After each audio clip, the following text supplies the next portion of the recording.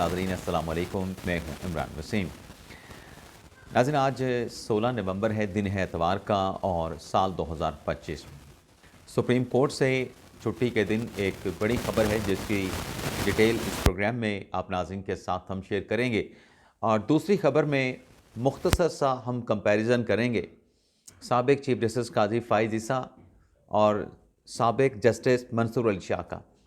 लेकिन प्रोग्राम का आगाज़ हम करेंगे इमरान खान की बहन अलीमा खान से जुड़ी जो बड़ी ख़बर है, उन्हें क्या बड़ा धचका लगा है और इस धचके से उनका घेरा क्यों और कैसे तंग हुआ है।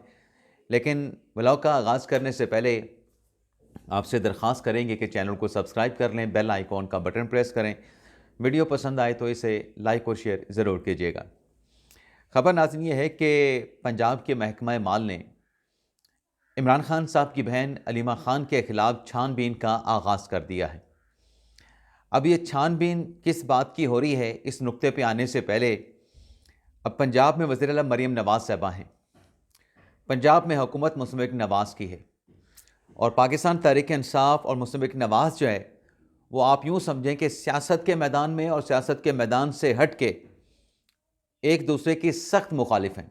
ख़ास तौर पे पाकिस्तान तहरीक इंसाफ तो नून लीग के साथ बैठने के लिए तैयार भी नहीं है। लेकिन ये आज के दिन की नाज़रीन हम बात कर रहे हैं। वक्त कब पलट जाए, वक्त कब तब्दील हो जाए, यही मौलाना साहब थे, यही अचकज़ई साहब थे जिनके इमरान खान साहब नकलें उतारा करते थे, जिन पे इमरान खान साहब फ़िक्रे कसा करते थे, इनके ख़िलाफ़ बयानात दिए करते थे, इल्ज़ामात लगाया करते थे। आज मौलाना से भी तहरीक इंसाफ राज़ी है और अचकज़ई को तो इमरान खान साहब ने अपोजिशन लीडर नामज़द कर दिया है पंजाब अपना कौमी असम्बली का। ये नाज़रीन जो कार्रवाई हो रही है अलीमा खान के ख़िलाफ़, ये कोई पंजाब हुकूमत या मरीम नवाज़ नहीं कर रही, लेकिन चूँकि प्रोपेगेंडे का दौर है, इल्ज़ाम अल्टीमेटली पंजाब हुकूमत पे आएगा, मरीम नवाज़ पे आएगा। लेकिन ये कार्रवाई जो छानबीन अलीमा खान के ख़िलाफ़, जो इंक्वायरी अलीमा खान की पंजाब भर में इंक्वायरियों से मुतल्लिक़ शुरू की गई है, ये कोर्ट ऑर्डर है। कोर्ट ऑर्डर क्यों है? क्योंकि अलीमा खान साहबा को 10 मरतबा नोटिस किया गया, अदालत की तरफ से बुलाया गया, लेकिन 10 मरतबा उनके नाकाबिले ज़मानत अरेस्ट वारंट जारी होने के बावजूद भी अलीमा खान साहबा जो हैं वो अदालत के सामने पेश नहीं हुई हैं। अब एक तरफ इल्ज़ाम ये देती है पाकिस्तान तहरीक इंसाफ के खान साहब के साथ मुलाकात नहीं होती तो ये तौहीन अदालत है, लेकिन अगर दूसरी तरफ PTI का कंडक्ट देखा जाए तो अलीमा खान साहबा पेश नहीं होती, तो क्या ये कंटेम्प्ट ऑफ कोर्ट नहीं? और इसी बार बार अदालत के हुक्म दोली पे जज अमजद अली शाह साहब जो बार बार नोटिस करते हैं, चूँकि पेश नहीं हो रही अलीमा खान साहबा, उनके अकाउंट्स फ्रीज हो चुके हैं, उनका शनाख्ती कार्ड जो है वो मुअत्तल कर दिया गया है, पासपोर्ट मुअत्तल कर दिया गया है, लेकिन साथ में अदालत ने ऑर्डर पास किया था कि इनकी जो प्रॉपर्टी है अलीमा खान की वो भी अटैच करनी है। तो लिहाजा पंजाब हुकूमत अलीमा खान साहबा की तमाम जो प्रॉपर्टीज़ की डिटेल हैं, जो रिकॉर्ड है, वो अदालत में पेश करे। अब इस हवाले से पंजाब के महकमा माल ने, लाहौर के हेडक्वार्टर ने, जो पंजाब के तमाम डिप्टी कमिश्नर हैं, उन्हें ख़त लिख के अलीमा खान साहबा से जुड़ी या उनकी जो भी प्रॉपर्टी है, मनकूला गैर मनकूला, उनकी डिटेल जो है वो तलब कर ली है। और जब ये डिटेल आएगी महकमा माल के पास, वो ये डिटेल जो हैं वो ATC अदालत जज अमजद अली शाह साहब के सामने रख दी जाएंगी।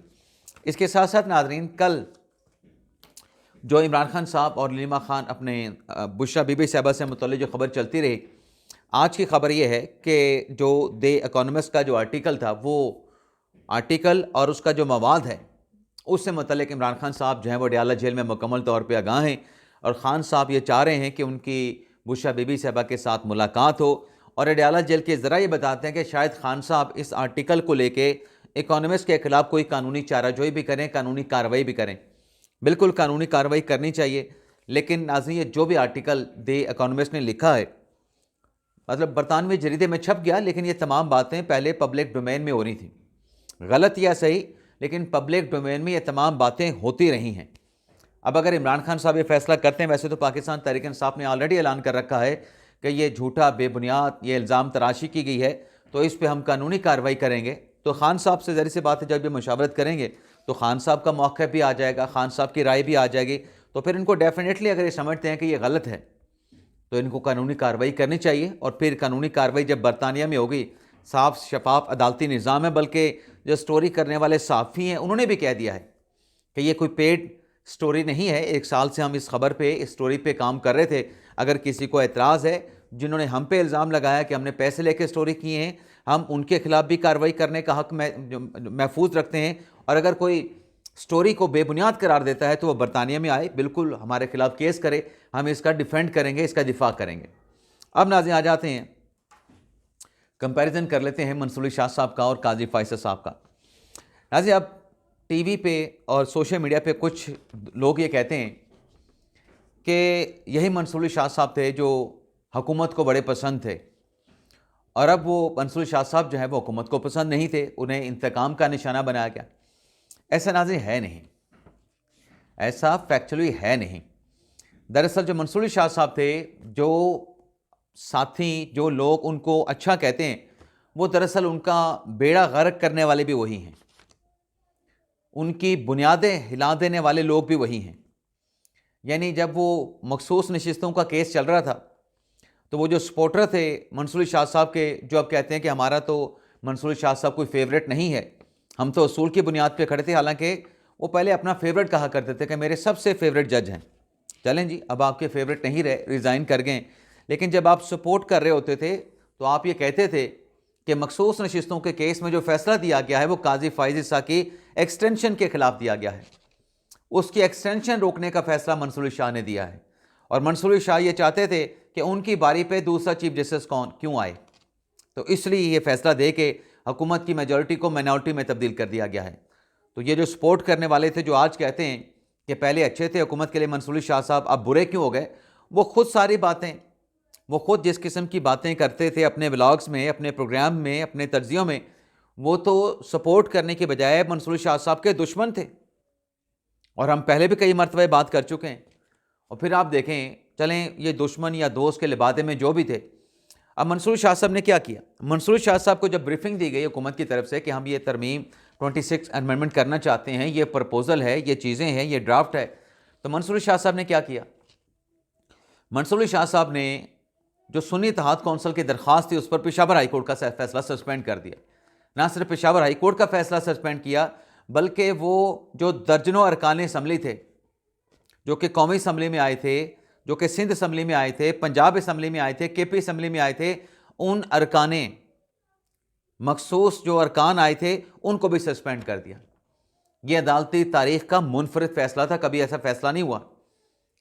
हालांकि अगर किसी इलेक्शन ट्रिब्यूनल से कोई रुकने असम्बली, चाहे वो कौमी असम्बली का है, सूबाई असम्बली का है, जब वो अपील सुप्रीम कोर्ट में करता है तो पहली समाअत पे अदालत उसकी रुकनीत को बहाल करती है कि जो हल्का है वो बगैर नुमाइंदे के ना रहे। हम जब तक ये फैसला करेंगे नुमाइंदा अपने ओहदे पे बहाल रहेगा। यानी अदालत हुक्म इम्तना दे के अरकान को बहाल करती है। ये रवायत हमने देखी है, ये असूल हमने, ये पैरामीटर हमने सुप्रीम कोर्ट में देखे हैं। लेकिन यहाँ पे मंसूर शाह साहब ने नया पैरामीटर, नया असूल अख्तियार किया कि वो दर्जनों मखसूस नशिस्तों पे आने वाले जो अरकान थे मुंतखब होके, उनको इलेक्ट होके, या उनको मतलब जिस तरीके से मखसूस नशिस्तों का इलेक्शन होता है, उन सबको मुअत्तल कर दिया। और आपको तो सिर्फ, अगर आपने कुछ करना भी था तो आप ये कह सकते थे कि ठीक है आप रुकन असम्बली रहेंगे, लेकिन आप कोई अगर बड़ी कानून साजी होती है उसमें आप हिस्सा नहीं लेंगे। हालांकि वो भी नहीं कर सकते थे, लेकिन मैक्सिमम मेरी राय है कि आप मैक्सिमम इतना कर सकते थे, इससे ज़्यादा नहीं कर सकते। और फिर आप देखें कि हुक्म इतना दे के एक लंबी तारीख डाल दी गई 1 माह तक की, ताकि हुकूमत कोई तरमीम ना ला सके। और फिर जब वो फैसला 12 जुलाई का दिया, जैसे भी दिया, वैसे मैं आपको यहाँ पे बता दूँ कि लोगों की पीठ सुन रही है। काजी फ़ाइज़ कभी भी किसी केस में जब बैठते थे लॉबिंग नहीं करते थे जजेस के साथ। जजेस के चैम्बर में जाके, जजेस के ऑफिसेस में जाके, जजेस के घरों में जाके उनको कन्विंसिंग वाला काम नहीं करते थे कि तुमने इस फैसले पे मेरे साथ चलना है। कभी नहीं करते थे। कोर्ट तक जाते थे, कोर्ट में साथी जजेस के साथ बैठते थे, अपने चैम्बर वापस आ जाते थे, बाकी जजेस अपने चैम्बर में चले जाते थे। लेकिन मंसूर शाह साहब ने जो लॉबिंग की 12 जुलाई के फैसले के लिए, वो किसी से ढकी छुपी तो नहीं है कि कैसे लॉबिंग करके 8-5 का फैसला बनाया गया। और 8-5 के फैसले से पहले जो एक डील करने की कोशिश की गई, जमाल खान मंदुखेल को कौन लेके गया था काजी फ़ाइज़ साहब के चैम्बर में, और क्यों लेके गया था? मंसूर शाह साहब थे, कोई और नहीं थे। डील करने के लिए, तो फिर वो 41-39 वाला फैसला निकला था। लेकिन फिर शाहजी न जाने उनके जहन में क्या हुआ, अपनी की हुई बात से भाग गए, की हुई डील से भाग गए। और फिर जब वो फैसले जारी होने थे, फैसले जारी होने से पहले पार्लियामेंट में 26वीं आईनी तरमीम पेश होने जा रही है, इधर से वजारतें जारी हो रही हैं कि ये तरमीम नहीं हो सकती, इलेक्शन कमीशन को ऐसे नहीं, इलेक्शन कमीशन को वैसे करना चाहिए। और जब नजरसानी की दरख्वास्त आई, कानूनी तौर पे मंसूर शाह साहब ने हलफ ही उठा रखा था ना आइन और कानून की पाबंदी का, तो प्रैक्टिस एंड प्रोसीजर कानून क्या कहता था कि जब नजरसानी आएगी आपने 15 दिन के अंदर उसको सुनना है। तो शाह जी अगर आइन और कानून के पाबंद थे तो उनको चाहिए था ना कि 15 दिन के अंदर, जब 3 दिन में दरख्वास्त नजरसानी की आ गई थी तो आप उसको सुन लेते। और अगर उस वक्त नाज़िर सुन लिया जाता तो उस वक्त तो मंसूर शाह साहब के पास मेजोरिटी भी मौजूद थी, मेजोरिटी मौजूद थी, वही 8-5 वाला फैसला बरकरार रहता। लेकिन मंसूर शाह साहब ने क्या कहा, प्रैक्टिस एंड प्रोसीजर कानून की मंशा को छोड़ के, उसके कानूनी तकाजे को छोड़ के कहा कि नहीं हम छुट्टियों पे जाएंगे, हम ये केस नहीं सुनेंगे। और दूसरी तरफ काजी फायद जिनको टारगेट किया जाता है, किस बात पे टारगेट किया जाता है, कानून और आइन पे नहीं, सिर्फ सियासी नज़रियात की बुनियाद पे। यहाँ से इनराफ हुआ जो मंसूर शाह साहब ने किया आइन और कानून से हटके, बल्कि जो मखसूस नशिस्तों का फैसला था उसमें सुकम था कि पाकिस्तान तहरीक इंसाफ हमारे सामने खड़ी थी। हालांकि पाकिस्तान तहरीक इंसाफ सामने नहीं खड़ी थी, पाकिस्तान तहरीक इंसाफ ने कोई दरख्वास्त नहीं दी थी कि ये सीटें हमें दी जाएं। तहरीक इंसाफ किसी अदालत में नहीं गई कि ये सीटें हमें दी जाएं। आइन और कानून के मुताबिक तहरीक इंसाफ के सुन्नी इत्तेहाद कौंसिल के वकला ने खुद अदालत के सामने एडमिट किया, जो अब शोर शराबा किया जाता है ना कि ये सीटें अगर सुन्नी इत्तेहाद कौंसिल को नहीं मिल सकती थी तो दीगर सियासी जमातों में कैसे बांट दी गई। सुन्नी इत्तेहाद कौंसिल के वकला ने, तहरीक इंसाफ के वकला ने अदालत में खुद ये बयान दिया था कि ऐवान को नामुकम्मल नहीं रखा जा सकता। डेफिनेटली हर हाल में आपने इन सीटों को तकसीम करना है। आप अपने पाँव पे तो खुद को लाड़ी मार रहे थे। पहले आपने ऐसी सियासी जमात का इंतखाब किया, SIC का, जिसने फहरिस्तें नहीं जमा करवा रखी थी इलेक्शन कमीशन में मखसूस नशिस्तों की, उसको कैसे मखसूस नशिस्तें मिल जाती। और फिर अगर आपको आज़ाद कैंडिडेट डिक्लेयर किया गया था, आपको अदालत में आना चाहिए था, आप अदालतों में नहीं गए, मासवाए सलमान अकरम राजा के। और सलमान अकरम राजा भी सुप्रीम कोर्ट आके वापस पलट गए। मैंने आपसे एक बात की थी ना कि मैं आपको बताऊंगा कि इमरान खान साहब की लीगल टीम ने कैसे खान साहब को फंसाया, खान साहब को कैसे मरवाया। 2 केसेस में खान साहब को फंसवाया गया इमरान खान साहब की लीगल टीम की तरफ से। उस पर मैंने किस दिन प्रोग्राम करना है, आप नाज़रीन को बताना है। तो यहाँ पे तो नज़रिया ज़रूरत आ गया था, आइन और कानून के बरखिलाफ फैसला हुआ। काजी फायद साहब ने जो फैसला किया, सिर्फ उसी पे तनकीद होती है ना। मखसूस नशिस्तों के केस में तो काजी साहब का फैसला मिनॉरिटी का रहा, सिर्फ इंटर पार्टी इलेक्शन वाले फैसले पे तनकीद होती है। और वो तनकीद, कोई आइन निकाल लो, कोई भी बंदा आइन निकाल ले, कानून निकाल ले, दिखा दें वो फैसला आइन और कानून के मुताबिक था या नहीं था, कर लें आप कंपैरिजन। काजी फायसा को इसलिए हल्फ तनकीद बनाया जाता है कि उसने नज़रिया ज़रूरत के मुताबिक फैसला नहीं दिया, उसने आइन और कानून के मुताबिक क्यों फैसला दिया। और मंसूर शाह साहब को इसलिए सपोर्ट किया जाता है कि उसने नज़रिया ज़रूरत जिंदा किया, नज़रिया ज़रूरत के मुताबिक, सियासी हालात के मुताबिक पॉपुलर फेमस फैसले किए, मशहूरी वाले फैसले किए। ये दोनों का फ़र्क है। बाकी जो लोग कंपैरिजन कर रहे थे, जो लोग प्रोपेगेंडा कर रहे थे 27वीं आईनी तरमीम के दौरान, अब आप देखें ना वो क्या कहते थे। वो कहते थे सुप्रीम कोर्ट को मुकम्मल तौर पे ख़त्म कर दिया गया है, सुप्रीम कोर्ट आज के बाद ख़त्म हो जाएगी। तो खबर ये है कि अगर सुप्रीम कोर्ट ख़त्म हो गई है तो फिर सुप्रीम कोर्ट का कोई बेंच नहीं होना चाहिए, सुप्रीम कोर्ट का कोई जज नहीं होना चाहिए, सुप्रीम कोर्ट में मुकदमात की समाअत नहीं होनी चाहिए। लेकिन अगले हफ्ते सुप्रीम कोर्ट में 1000 केसेस की समाअत होने जा रही है, 1000 मुकदमात की। 1000 मुकदमात डायरेक्टली अवाम के मुकदमात हैं, जिसमें ज़मानत के केसेस हैं, फौजदारी केसेस हैं, लड़ाई मार कुटाई के केसेस हैं, उम्र कैद के, सजाए मौत के केसेस हैं, रेंट के केसेस हैं, प्रॉपर्टी के केसेस हैं। 1000 मुकदमात, 8 बेंच तश्कील दिए गए हैं, 8 बेंच तश्कील दिए गए हैं। तो जो लोग कह रहे थे कि सुप्रीम कोर्ट ख़त्म हो जाएगी 27वीं आईनी तरमीम के ज़रिए या उसके बाद, तो फिर ये कहाँ से आ गई? ये जो मखसूस प्रोपेगेंडा चल रहा था, और प्रोपेगेंडा क्या होता है? झूठ ही होता है प्रोपेगेंडा। तो ये बेंच कहाँ से आ गए?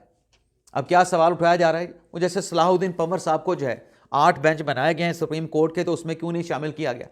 साफ और सीधा सा नुक्ता ये है कि अगर जज साहब कहें मैं अवेलेबल हूँ तो आप उसको डेफिनेटली बेंच में शामिल करते हैं, लेकिन अगर जज साहब कहें मैं छुट्टी पे हूँ, मैं अवेलेबल नहीं हूँ, तो जज साहब फिर छुट्टी पे हैं। ख़त लिखा था सलाहुद्दीन पंवर साहब ने, लेकिन सलाहुद्दीन पंवर साहब ख़त लिखने के बाद चले गए थे यहाँ से। वो जो हमने बात की थी ना कि पंवर साहब ने 27वीं आईनी तरमीम पे कोई बात नहीं की, तो उनको करनी चाहिए थे उसमें आके। हमने आपके साथ खबर शेयर की थी, वो थे, लेकिन बाद में पता चला कि वो तो ख़त लिखने के बाद कराची चले गए थे, वो नहीं थे। तो फिर उनको बात करनी चाहिए थी। जब फुल कोर्ट का इजलास बुलाया गया था, उनको आना चाहिए था, अपनी बात करनी चाहिए थी। बाकी नाज़रीन, बलूचिस्तान हाई कोर्ट के जो चीफ जस्टिस हैं अपने रोज़ी ख़ान साहब, वो वफाकी आईनी अदालत के जज बन गए हैं। और जो वहाँ पे सीनियर जज थे कामरान मुल्ला खेल, उन्हें कायम मकाम chief justice Balochistan high court का फैसला लगाने का फ़ैसला किया गया है, अनटिल अनलेस, जब तक मुस्तकिल बलूचिस्तान हाई कोर्ट का चीफ जस्टिस नहीं लग जाता।